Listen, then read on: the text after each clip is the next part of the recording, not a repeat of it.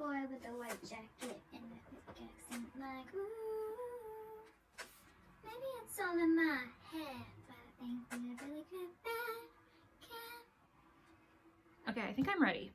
I think I'm ready. Hey everyone, welcome back to my channel. I'm Leandra, the TBR0, and we are doing our third quarter check-in about all of my purchased books for 2024. I have the goal this year, if you're new and you don't know why I'm doing this, it's because my goal is to read every single book that I've read in 2024, so that when I enter 2025, every book on my backlist is from 2023 or earlier. That doesn't mean publication date, it only means I bought the book in 2023 or earlier. So at the moment, I'm feeling really stressed because I think I've done the worst this quarter than I've done in the last two videos. If you want to see how I did in those past two videos, then I will have them linked below.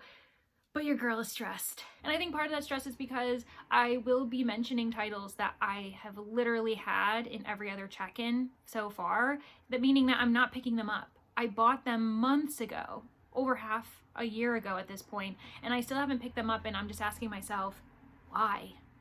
Why, Leandra, why? So that's something we're gonna have to unpack at some point. But for now, let's talk about my January. So January, we already know I bought 3 books. All 3 of them I had actually read before, so I have nothing outstanding from that month. With February, I bought 4 books and I still have only read 2 of the 4. That means that these 2 remain on my purchase to be read list and I don't know what I'm doing. So with The Cursed Rose, I feel pretty confident that I will read it in October, mainly because I am trying to read every single book that's a part of my TBR harvest prompts, and one of those is The Bushel of Apples. I don't think I've completed that yet, but it is meant to be a fairy tale retelling or reimagining, and The Cursed Rose is the 3rd book in a series that is a reimagining, a sapphic / gender flip, because there's 2 couples that we're juggling in this series, of Sleeping Beauty. I think what's put me off is, unfortunately, I did decide to reread book 1 and it's enjoyable. I still like the book, but my rating is slightly lower. I gave it a 3.5 instead of a 4-star, so now I'm just like, oh no, maybe this series has passed for me. Maybe I'm not as interested in it. Not to put down this author, this series. I think a lot of people would enjoy it, especially if they like YA fantasy reimaginings that are, you know, fairy tale-esque, but I just, for some reason, I'm not attracted to it anymore. So I'm nervous, and I have had those inklings of, should I just unhaul the series? Should I do that? I could donate it to my library. My library that I work for doesn't have this series, and I think it'd be a really great addition to the YA section. But I'm like, Leandra, you could just read it first and then donate it. And yet, here we are, still unread. And then I have a Golden Age mystery that I did buy for my job, which isn't the library, but for a podcast. This was part of our book club, and I have started this book twice. I did the research I needed to do for it, but I didn't actually read the book like I usually would. And there's nothing wrong with it. I actually really enjoyed it. I think I just was really stressed at the time. I had other projects, other books I wanted to prioritize. And now, for some reason, I'm just not picking it up. I want to read it. I really do. The Division Bell Mystery by Ellen Wilkinson. It's honestly super cool because the author was a Labor Party politician. That's something she's actually more known for than being a writer. And I love when an author has a career outside of their books and they're really good at that they have an expertise in other areas. So I don't know what I'm doing. Truly, February is my sore spot. I should have a 4 out of 4, read everything from that month at this point. It's October and yet I haven't, and I'm just really mad at myself. But we persevere, and that means we move on to April, because for March, I didn't buy anything in March actually, which honestly kind of indicates why I bought so much in April, like the first 2 weeks of April, but I digress. So March is 0 for 0, we're fine, nothing added to the TBR list. However, with April, I ended up buying, 21 books. I bought 21 books in April. So far, I've read 17 of them. And actually, if we're going to be honest, I bought 23, but one of those books was The Mousetrap, the 70th edition, like anniversary. However, the copy I got was a bit damaged. It seemed to have dirt on it that just couldn't come off because it didn't have a dust jacket. So I ended up returning that and I never added it to my collection again. The other book that was a part of these, purchases was actually part of a series that I DNF'd. That was the Chestnut Spring series. I bought all 5. I bought the first 4 in April, and then I bought the 5th book I think preemptively the following month just so I could have them all. I was participating in a read along. We all know it was a disaster for me because I really hated that series, but I had read the first 3 books and I was like, Leandra, you know what you need to do. You cannot continue. So I DNF'd the series, meaning that there was a book unread that I ended up selling on Pango Books. I sold the entire series, and I'm sure that the person who bought them are very happy to have all of them. They were UK covers too, so you know, that's kind of fun because the American covers are kind of ugly. Anyways, so I have 4 books left in my April purchases that I haven't read, and again, we're seeing these titles over and over, and I'm just like, why am I not picking them up? This was another purchase for my job, though, for She Done It.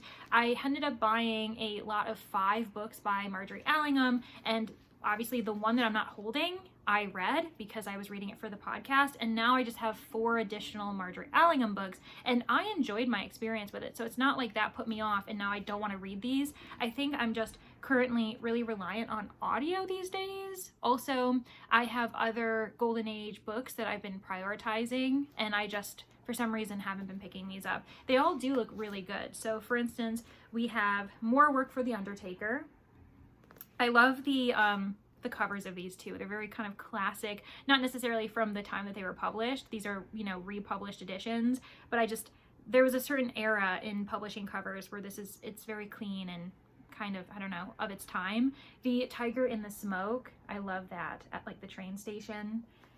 Then we have the White Cottage Mystery, and look how short that is. I have no excuse. And then finally, Death of a Ghost. Now this one I don't think is actually paranormal in any way. It just has obviously a paranormal suggestion with the title, but I do think that it would be fun to read that one, or More Work for the Undertaker in October. Like, I think that those are titles that seem like they'd be kind of fun, spooky reads. If you're keeping track at home, that means I currently have 6 books from the first 4 months of the year that I do need to read before 2024 ends, and we're gonna add 4 more to that list. So make it 10, because in May I have 4 unread books from those purchases. I bought 15 books in May. I read 10 of them, so that leaves us 5, and yet I've got 4 in front of me because one of those books that I bought, I didn't end up reading. I sold it before reading it because it was that 5th book in the Chestnut Spring series, sold the entire lot, meaning that we do have 4 left over, and I don't know why I haven't read them. You know, this is actually a really great video to do because it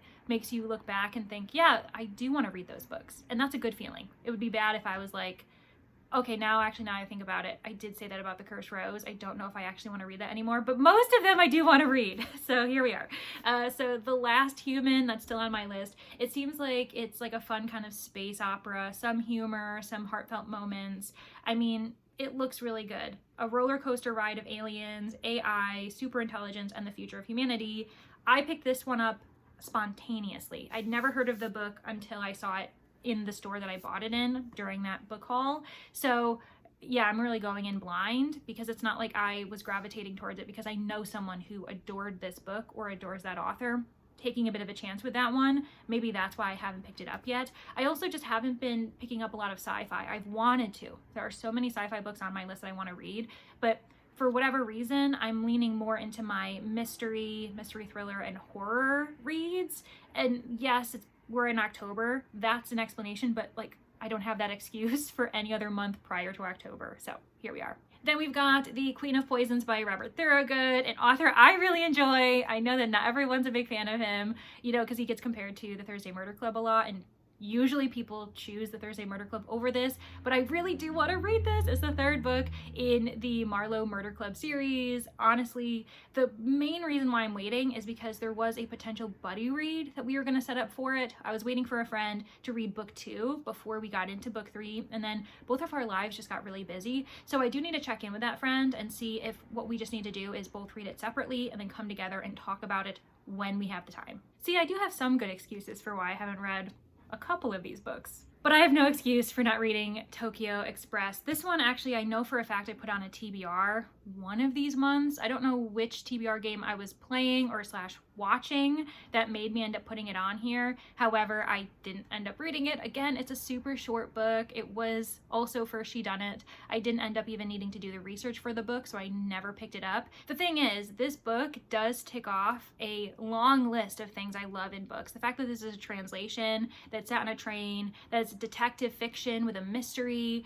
I don't know why I haven't picked this up yet, beyond the fact that I had a requirement to read it at one point, and then as soon as that requirement was taken away from me, I just now, it's like out of sight, out of mind. And then the book I think I'm the most embarrassed about not having read yet, A Body Made of Glass by Caroline Crampton. This is my friend. This is also my boss. She's the one who is the host of She Done It. She came out with this really excellent book, A Cultural History on Hypochondria. I'm really fascinated by the subject. I can't wait to actually read it. But because it's nonfiction, and this year I have probably read maybe only a couple nonfiction, I'm clearly not gravitating towards that subject matter, or at least that genre, that section of the books that I have. So I need to read it because I want to support my friend, and I'm sure it's going to be super informative and very interesting.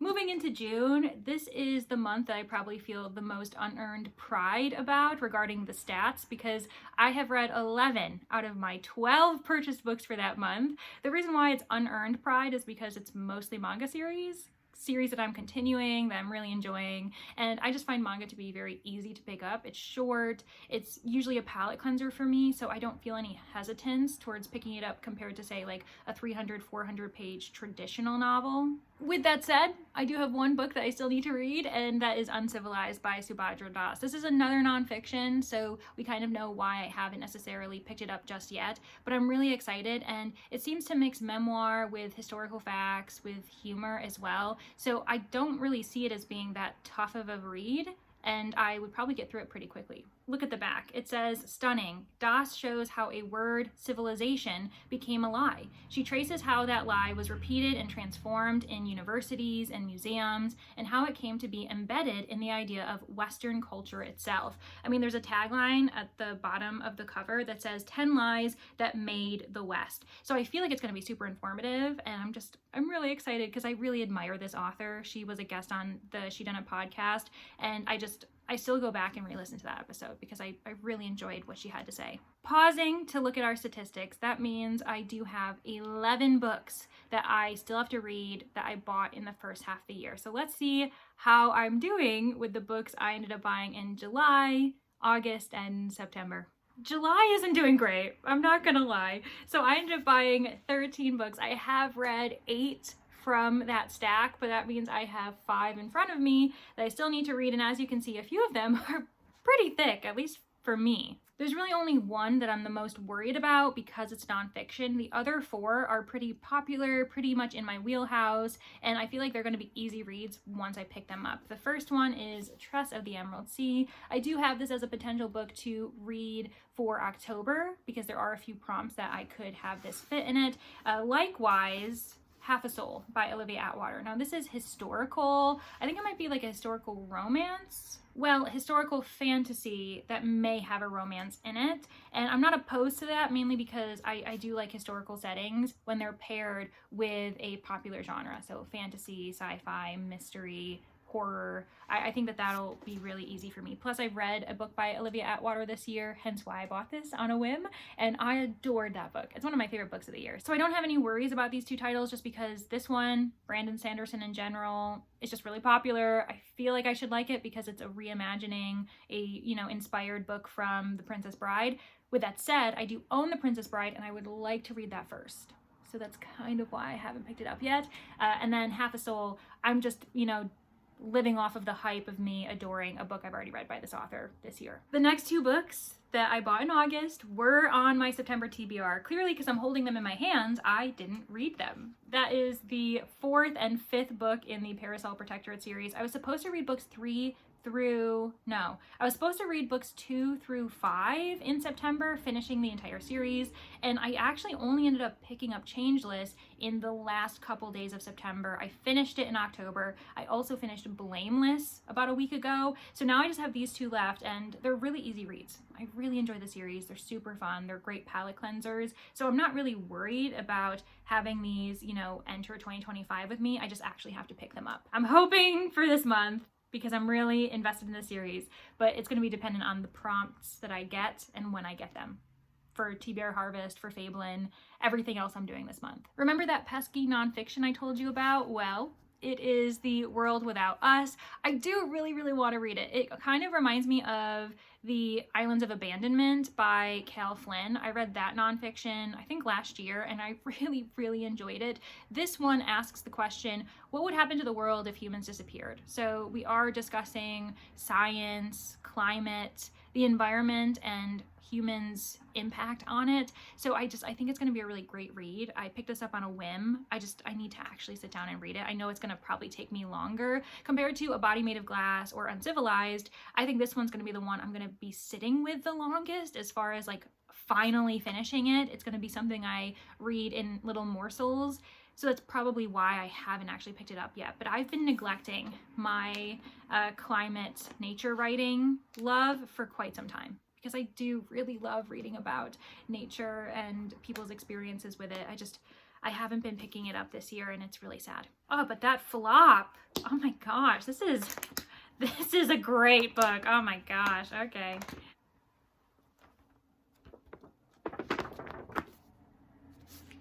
Moving on to August, I ended up buying 5 books, and I still have 4 of them to read.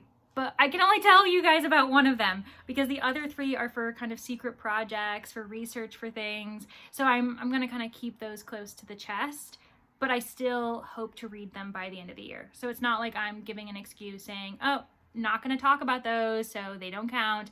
They will count, and by the time 2024 ends, I will be able to actually talk about them. I should be able to talk about them. So anyways, but the one book that I will talk about of the 4 I need to read is Can't Spell Treason Without T. I bought this from Pango, so it's a secondhand, really gently used copy. I didn't realize that it was going to have sprayed edges. I guess I should have expected that, and I do really want to read it, actually. It looks quite fun. Oh my gosh.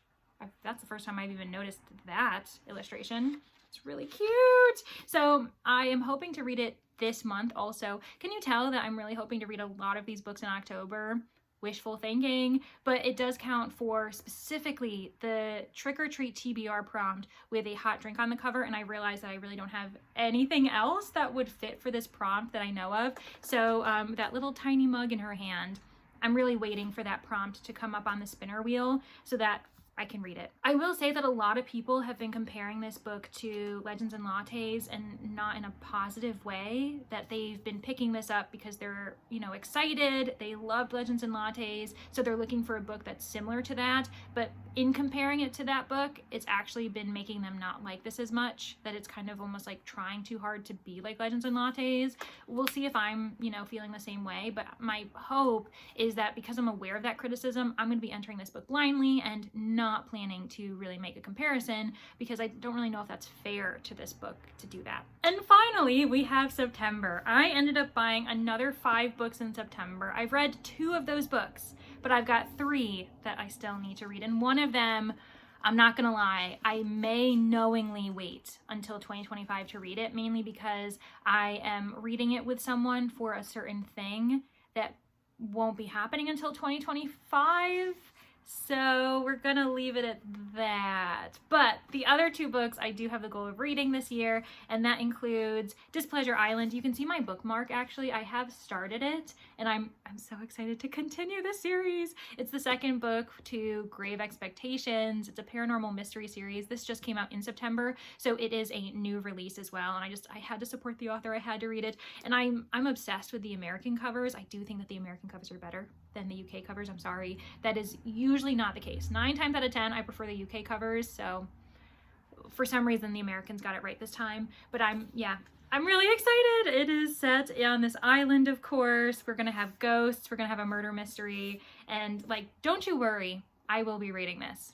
Actually, the 2 additional books I have in my lap that I need to talk about were purchased on the same day I bought Displeasure Island. I had gone to the bookstore with the intention of buying Displeasure Island, knowing it's a new release, getting really excited, really hoping that they had it in stock, and then I stuck around, perused, and yes, brought 2 additional books home that I did not have the plan to do so, but here we are. And one of those books is Jekyll and Hyde Consulting Detectives. The reason why I'm saying Jekyll and Hyde and not Jekyll and Hyde is because I had a professor during my master's who was adamant that it was Jekyll, not Jekyll, because of the parallel to hide and seek. I guess it was like, you know, an extended metaphor through their names. And yeah, so I'm saying Jekyll, but I think it probably should be Jekyll because we as a society have accepted that it's Jekyll.